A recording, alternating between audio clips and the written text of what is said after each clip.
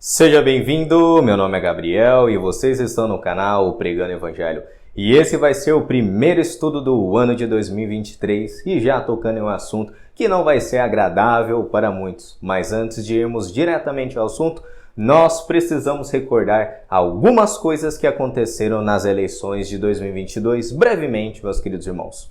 O ano de 2022 foi repleto de falsos profetas, falsos sonhos acerca da vitória do presidente Bolsonaro nas eleições. E caso vocês não tenham assistido os vídeos que eu gravei a respeito desses acontecimentos, falsos sonhos, falsas profecias, o link ele aparece aqui em cima nos cards, meus queridos irmãos, e também ele fica disponível na descrição aqui abaixo. E nenhuma dessas falsas profecias e falsos sonhos que foram ditos em nome de Deus se cumpriram. E eu acredito que os irmãos jamais devem se esquecer desses acontecimentos, sujar o nome de Deus e o nome do Evangelho.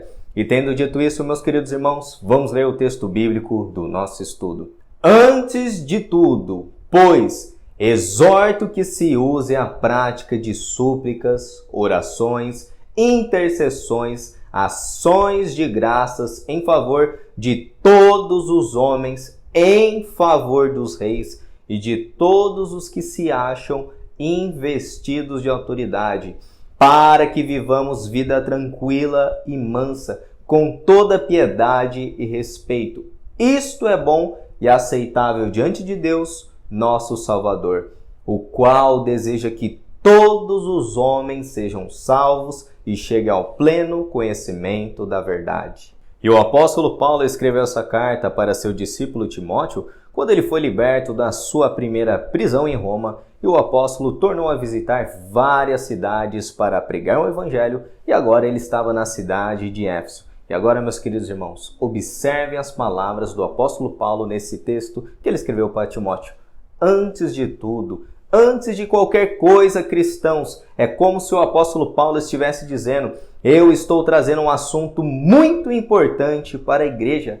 Eu estou exortando. E a palavra exortar em grego está no tempo presente. E Paulo descreve, meus queridos irmãos, que devemos usar a prática de súplicas, orações, intercessões, ações de graças em favor de todos os homens e inclusive daquelas pessoas que se acham investidos de autoridade em todos os momentos do culto público.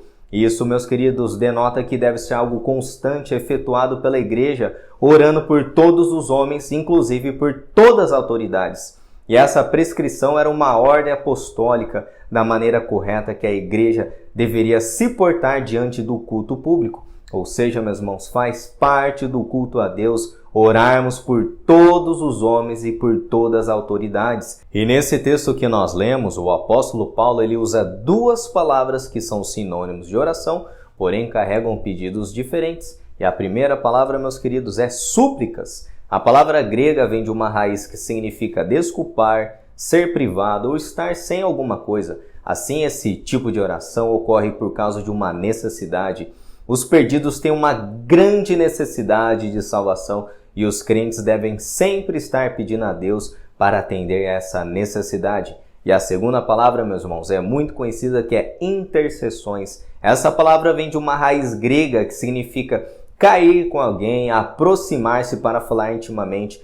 E o desejo do apóstolo Paulo é que os cristãos de Éfeso tenham compaixão pelos perdidos, compreendam as profundezas de sua dor e miséria e aproximem intimamente de Deus, e pedindo que o nosso Senhor Jesus salve os pecadores, inclusive daqueles que estão em posição de autoridade. Porém, nesse estudo, é importante observarmos o versículo 2, que o apóstolo Paulo menciona que devemos orar pelos reis. E existiam inúmeros motivos para os cristãos não orarem pelo rei, pois aqueles magistrados eram inimigos de Cristo e da causa do Evangelho no primeiro século. Porém, nós lemos em outro texto que o apóstolo Paulo descreve que a nossa luta não é contra carne e sangue, mas sim contra principados e potestades. Eu tenho um estudo completo aqui no canal, meus irmãos, a respeito desse texto bíblico, e eu vou deixar na descrição do vídeo, e ele aparece bem aqui em cima nos cards. E voltando agora ao texto, os cristãos eles precisavam orar justamente por um rei específico, que era Nero Kaiser. E segundo inúmeros comentaristas bíblicos que eu consultei através dos meus livros, Bíblias de Estudo, a primeira carta a Timóteo foi escrita antes do grande incêndio em Roma, no ano 64 depois de Cristo. Mas por que, meus irmãos, o apóstolo Paulo escreveu essa admoestação para Timóteo? Será que a igreja de Éfeso estaria negligenciando a oração em favor dos governantes, inclusive do rei que era Nero? Com toda certeza essa é uma hipótese que não podemos descartar. Nós encontramos o apóstolo Paulo ressaltando em Romanos 13 que toda autoridade procede de Deus, ou seja, apesar das nossas discordâncias com algum partido político ou com o atual presidente Lula, o chamado dos cristãos é orar por essa autoridade. Difícil, não é verdade? Mas esse é o ensinamento das Escrituras. E observem atentamente no texto bíblico por todas as autoridades e não somente por um partido político. Quantos cristãos, infelizmente, falharam nisso nas eleições de 2022. E é importante lembrarmos que na época do apóstolo Paulo não era uma democracia onde os cristãos participavam de uma votação para escolherem seus reis e governantes. Isso era um privilégio apenas para os cidadãos romanos. Porém, no nosso contexto atual aqui do Brasil, infelizmente, muitos estavam somente orando apenas pelo político que eles mais se identificavam, pelo presidente que eles tinham mais interesse, que era Jair Bolsonaro ou também o Lula. Porém, meus irmãos, não é isso que encontramos na admoestação do apóstolo Paulo. Paulo é claro nesse texto, devemos orar em favor de todos os homens, inclusive daqueles que se acham investidos de autoridades. E nesse texto, Paulo exclui qualquer opção de partidarismo político, mas sim ele enfatiza que devemos orar por todos os governantes. E a reflexão é simples. Você não concorda com deputados gays? Ore por eles. Você não concorda com deputados que querem aprovar pautas contrárias à fé cristã? Ore por eles. Nós temos irmãos na fé exercendo cargos políticos? Ore por eles. Ore para aqueles que foram chamados a glorificar a Deus na política, sendo sal da terra e luz do mundo. Ore por todos. Esse é o papel da igreja. Porém, meus queridos irmãos, a igreja falhou gravemente nas eleições de 2022. A igreja, ao invés de orar por todas as autoridades, ela escolheu um governo da sua preferência e elevou esses homens ao status de um rei de Israel, como se isso fosse o desejo de Deus para a sua igreja no Brasil. E não é isso que o Espírito Santo ensinou para a sua igreja através das palavras do apóstolo Paulo. E tendo esclarecido esse primeiro ponto, o apóstolo Paulo, ele explica ainda nesse versículo o motivo dos cristãos orarem pelas autoridades. E qual é o motivo, meus irmãos? Para que vivamos vida tranquila e mansa com toda piedade e respeito. E o que seria uma vida tranquila e mansa que o apóstolo Paulo ele está se referindo? Para que oremos pelos presidentes e governadores para termos isenção de impostos, mais direitos como cidadãos brasileiros, seria algo bom, não é verdade? Porém, não é disso que o apóstolo Paulo está tratando. O que o apóstolo Paulo está nos comunicando, meus irmãos, é que devemos orar pelas autoridades para que nós, cristãos, estejamos isentos de perturbações como guerras, perseguições e qualquer coisa que venha prejudicar a causa do evangelho aqui no Brasil. E tudo isso para praticarmos a piedade. E a piedade, em termos práticos, é a nossa vida cristã, congregando na igreja, lendo a palavra de Deus, evangelizando, dando bons frutos na sociedade, ou seja, fazemos de tudo para sermos sal da terra e luz do mundo na sociedade. Infelizmente, quantos cristãos falharam nesse ponto, não é verdade? Quantos líderes cristãos, durante o contexto das eleições, perderam seu tempo antagonizando com autoridades, ministros do STF, presidentes, governadores, ao invés de orar por eles? Veja, meus queridos, não me entendam mal. Eu não sou contra cristãos se manifestarem quando algo de ruim ou injusto acontece na sociedade. Porém, será que encontramos alguma exortação nas Escrituras que esse é o papel dos cristãos? De maneira nenhuma. Nós precisamos lembrar novamente que os cristãos no primeiro século, durante o contexto de Roma, do governo de Roma, melhor dizendo, e os cristãos não tinham direito de protesto em Roma, pois os mesmos já eram mal vistos naquela sociedade. Imagina protestar. Então que tenhamos isso em mente, que a partir do momento que a igreja passa perdendo tempo antagonizando, ridicularizando as autoridades, estamos perdendo o nosso propósito nessa terra como igreja. E fazendo isso, podemos despertar nas autoridades ira, meus irmãos, ao ponto deles perseguir a igreja. Porém, essa perseguição não virá por causa da nossa vida justa que os cristãos estão tendo, mas sim de serem perturbadores da vida nacional. Veja, por exemplo, o que o teólogo John MacArthur comentou a respeito disso. Vamos ler.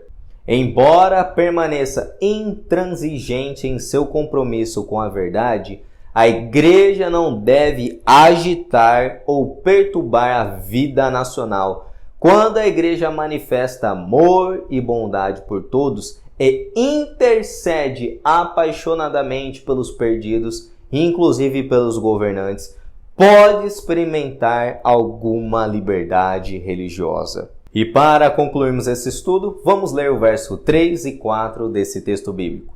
Isto é bom e aceitável diante de Deus, nosso Salvador, o qual deseja que todos os homens sejam salvos e cheguem ao pleno conhecimento da verdade. E observem o texto bíblico, isso é bom e aceitável diante de Deus. Mas o que é isso que o apóstolo Paulo está se referindo?